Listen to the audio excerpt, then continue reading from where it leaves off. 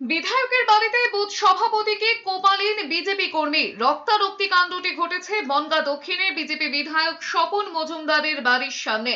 গুরুতর জখম অবস্থায় বুথ সভাপতি রামপ্রসাদ শিকদারকে হাসপাতালে নিয়ে যাওয়া হয়েছে। জানা গিয়েছে, উত্তর 24 পরগনার গোপালনগরের পাল্লা এলাকার বাসিন্দা বিজেপির বুথ সভাপতি রামপ্রসাদ শিকদারের সঙ্গে বিজেপি কর্মী পলাশ ধারীর জমি সংক্রান্ত বিবাদ চলছিল।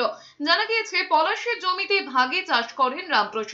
ভাগ চাষের জমির টাকা নিয়েই দুজনের বিবাদ। তারই বিহিত চেয়ে শুক্রবার বনগাঁ দক্ষিণের বিজেপি বিধায়ক স্বপন মজুমদারের বাড়িতে গিয়েছিলেন রামপ্রসাদ। কিছু পরে সেখানে পৌঁছে যান পলাশও। অভিযোগ, সেখানে রামপ্রসাদকে দা দিয়ে কোপায় পলাশ।